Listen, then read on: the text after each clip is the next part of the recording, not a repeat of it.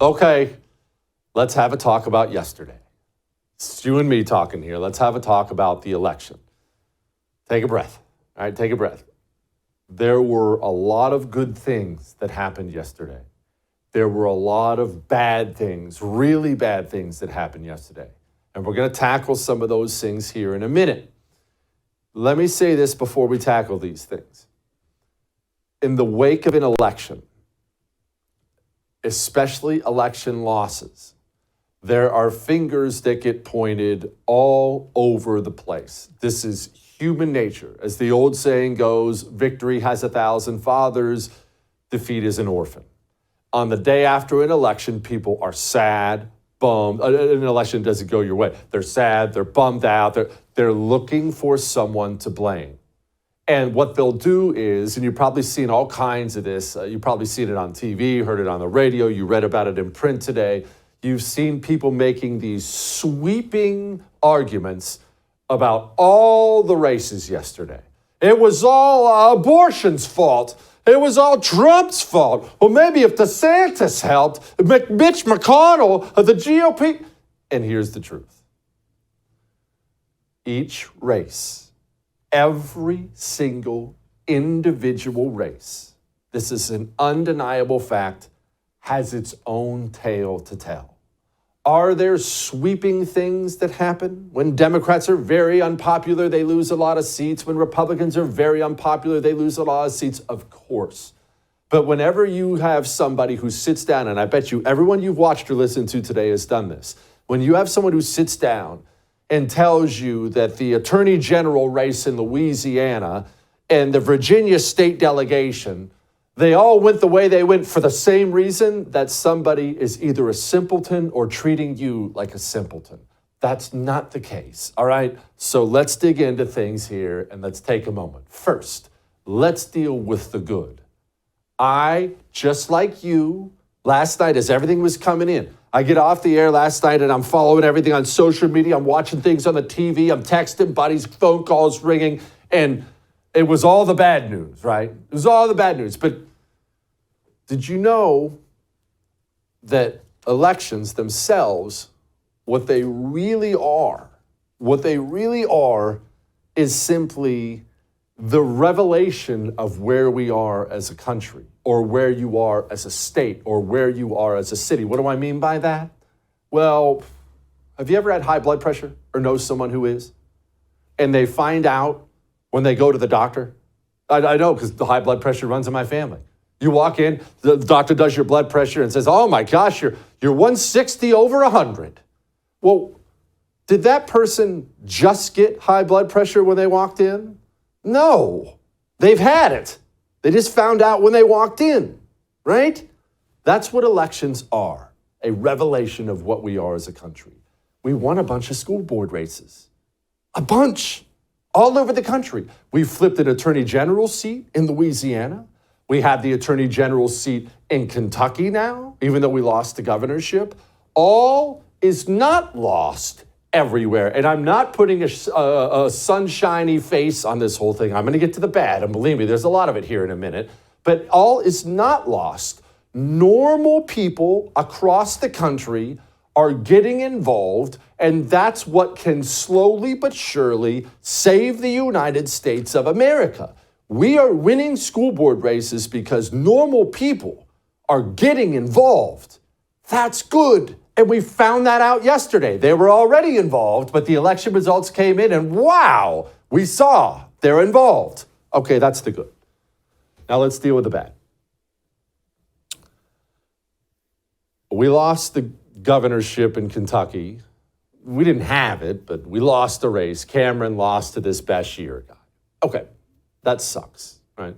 How does a red state like Kentucky go for this idiot? Well, again, remember just 2 minutes ago when I said each race has its own tale to tell? This family, they are Kentucky royalty. This guy's father, Kentucky royalty. This family's been around a long time, a well-established family in Kentucky political circles with a good reputation. that is going to be difficult to overcome. That's part of the story as well. Is there more to it? Of course, but keep in mind, this is a popular governor. All right? Now, what else? I'm getting to the big one, believe me. We lost the Virginia delegation. The Virginia House of Representatives is what I'm going to call it. They call things different there because it's a different kind of a place, but we lost the Virginia House. We had the governorship in Virginia, didn't have the Senate. We had the House. We lost the House. Okay, so now we have Governor Glenn Youngkin. Democrats hold the House and Senate there. Maybe you looked at that and thought, wow, that sucks. We really lost a lot. We actually overperformed in Virginia. We did. In the districts where Joe Biden had single-digit wins over Trump, Republicans won. Republicans overperformed yesterday in Virginia. Okay, good. Let's set that aside. Believe me, we're getting to all the really, really bad.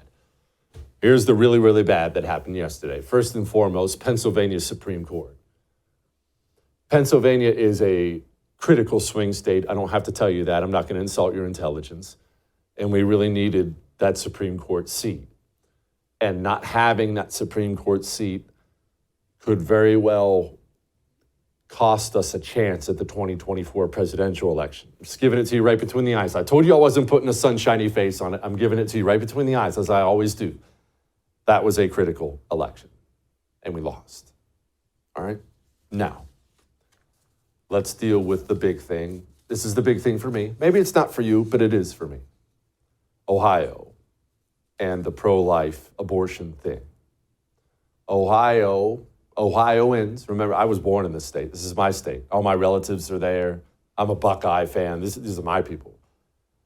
Ohioans went out, the people who voted anyway, they went out and overwhelmingly voted in favor of enshrining abortion as a right into law. They did. And this hurts. And what I'm about to say hurts, but it is true, and it's something we have to tackle. Ohio had a blood pressure check yesterday. They found out the blood pressure was high.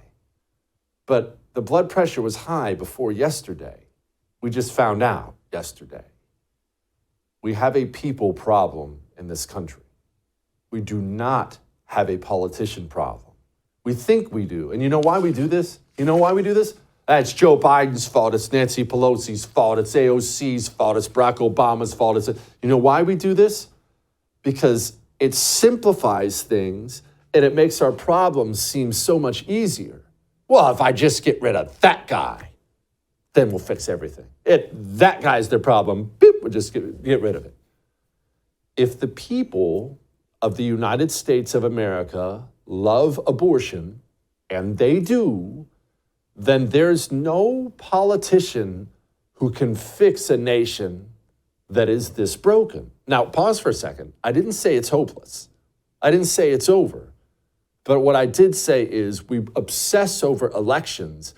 Elections don't matter at all. It doesn't matter who leads a nation of people who are so evil they want to snip a baby's head off in its mother's womb. It doesn't matter who leads it. Trump, DeSantis, I don't give a crap. The people must be fixed. So how do we go about doing that? What do we do to fix people? Well, here's what we do. We begin to speak to them when they're young. We begin to take back our schools like we did yesterday so we can teach appropriate things, including the respect for life in schools. We began to be more family-oriented, teaching people values, right, wrong, all these other things. And here's what I don't want you to do at all. And I saw this a bunch. I don't want you to give credit to Democrats for flowery ads they put on TV, ads like this one. I was raped by my stepfather after years of sexual abuse. I was 12. Anyone who believes there should be no exceptions for rape and incest could never understand what it's like to stand in my shoes. This is to you, Daniel Cameron. To tell a 12-year-old girl she must have the baby of her stepfather who raped her is unthinkable. I'm speaking out because women and girls need to have options. Daniel Cameron would give us none. Is that commercial effective on brain dead morons without decent parents? Of course it is. I have 2 sons. They're 13 and 15. You could play them that commercial on a loop 10 hours a day and they'd still look you in the face and tell you abortion's evil and wrong. We must begin with our children teaching right from wrong again. We have to begin again. And we're not doing that, but we can start and we can try now. We have a people problem. Either we fix the people or the country isn't worth saving anyway, all right? So let's begin there. And finally, speaking of fixing the people, why don't people show up to vote? People complaining today about the Kentucky governorship. Estimates are 30%. 30% showed up to vote. 30%. You know who I guarantee showed up to vote? People like this guy. You try to overthrow elections with violence, and then you're out here among decent people. What are your policy prescriptions? Have a nice day, you Rights? Yeah. Involving yourself in people's families and their bedrooms? It's pretty wild. You animal. Hey, sir, how are you? Headed in to vote? Yeah. Could I get your Republican sample ballot? Sure, thank you. You know, try not to be buddy-buddy with these people because they put on the face of a good neighbor, but they support lynch mobs or the KKK, or they're Bible-beating bigots and freaks. And they're not good neighbors. You can be mad at that vile communist all you want, but do you think him and all his vile communist friends showed up at the polls yesterday to vote? I guarantee they did. How many people talk about being Republican? I'm on the right. I'm this, I'm that. Didn't even bother to show up and vote. The numbers say it's a lot. Again, you can talk about this politician or that politician all you want. If the people don't care enough to show up and save the place, then we're finished anyway. All that may have made you uncomfortable, but I'm still right.